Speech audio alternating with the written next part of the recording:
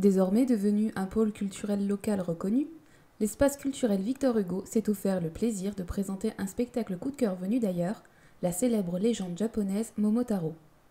Équivalent nippon de notre petit poucet, la légende raconte l'histoire de Momotaro, petit garçon né dans une pêche et recueilli par un couple de vieillards en mal d'enfants. Devenu adolescent, il part combattre les monstres de l'île des Diables et gagne le cœur de la princesse. Bien que très imprégnée des codes japonais, la pièce a fait salle comble, et ce n'est pas un hasard si le jeune public catnomois qui gonflait les rangs ne s'est pas trouvé dépaysé. Je suis allée les voir dans leur classe, ou ici d'ailleurs à la bibliothèque. J'avais un certain nombre d'objets qui m'appartiennent, qui sont des objets que j'ai ramenés lors de mes voyages au Japon. Et étant moi-même passionnée, donc j'ai essayé de leur transmettre ma passion du Japon en leur expliquant un certain nombre de détails de la vie japonaise, du costume, des repas, enfin tout ce qui concerne la culture japonaise. Je voulais un peu transmettre cette culture qui est vraiment une culture magnifique, qui est peu connue. On la connaît surtout par des stéréotypes. On ne voit aujourd'hui que le côté moderne ou les mangas. Et au-delà de ça, il y a vraiment énormément de choses qui sont vraiment très touchantes parce que c'est un peuple qui a eu toujours le sens de l'esthétique, le sens du respect de l'autre, qui est vraiment ancré dans leur culture profondément.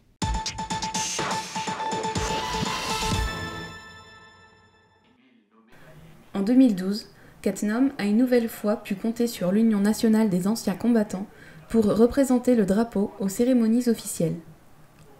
Outre un excellent bilan en termes de chiffres et de manifestations, l'Assemblée générale a également permis de revenir sur le vote du 8 novembre 2012, suite auquel le gouvernement français a consacré le 19 mars comme le jour de commémoration de la guerre d'Algérie, jusqu'ici célébré le 5 décembre. Ne reconnaissant pas la signature des accords d'Évian du 19 mars 1962 comme étant la fin de la guerre, c'est en masse que les associations ont défilé dans les rues de Metz le 5 décembre dernier. L'exode des pieds noirs consécutifs aux accords d'Évian ainsi que l'assassinat de nombreux militaires français et harkis sont autant de raisons qui font que l'UNC, soutenue par la commune et la CCCE, ne célébrera pas le 19 mars. Je voulais qu'il y ait beaucoup de monde au monument aux morts à Metz pour faire masse justement, pour montrer que nous sommes attachés au 5 décembre et nous sommes totalement contre la célébration du 19 mars. En raison des événements qui se sont passés après. Et personnellement, j'estime qu'on ne célèbre pas une défaite, on célèbre une victoire. Et le 19 mars, les accords d'Évian, bien que nous pouvions penser que nous avions gagné sur le terrain, nous avons perdu sur le plan politique. C'est une défaite, quoi. Ce refus n'entache en rien le patriotisme de nos anciens combattants, qui sont d'ailleurs invités à se rendre sur le site internet de l'UNC pour se prononcer sur une importante question, à savoir, c'est quoi servir la France ? Pour moi, servir la France, eh bien, c'est accepter autant qu'on peut le faire la situation actuelle. Bon, nous avons des sacrifices à faire, mais il faut garder le devoir de mémoire et puis il faut que l'ordre continue à rester dans le pays, disons.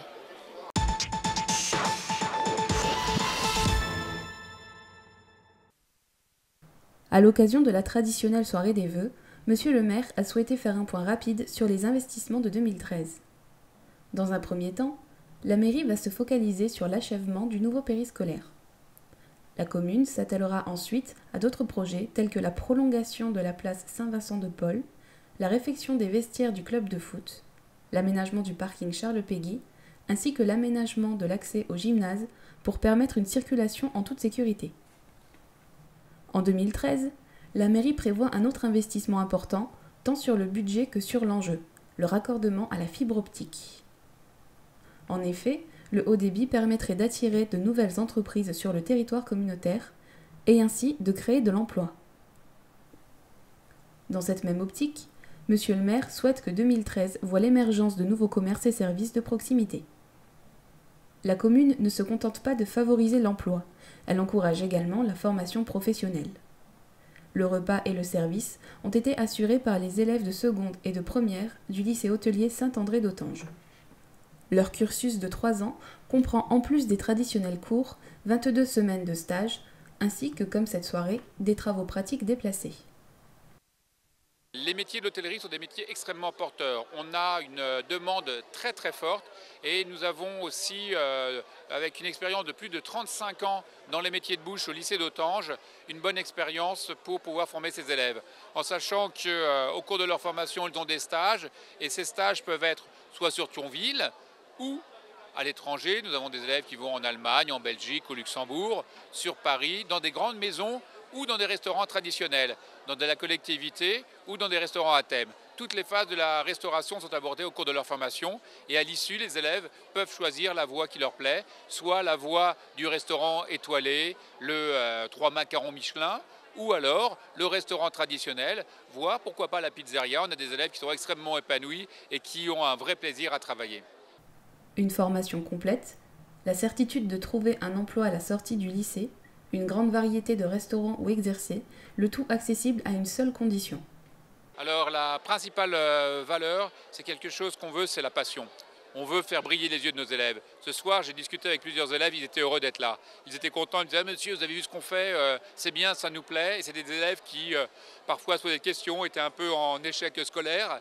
Et là, vraiment rebondissent et sont vraiment heureux. Et on a vraiment un réel plaisir à pouvoir assurer leur formation.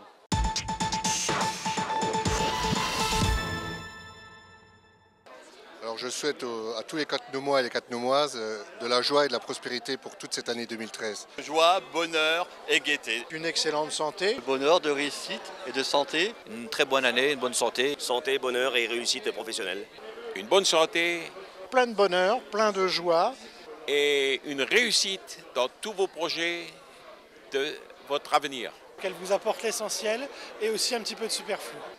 Plein d'ardeur et plein de passion. Et surtout la santé. Je vous présente mes vœux les plus chaleureux pour cette année 2013. Une bonne année. Tous nos meilleurs vœux. Je vous souhaite une très bonne année 2013. Bonne année. Et meilleurs vœux pour 2013. Bonne année à tous.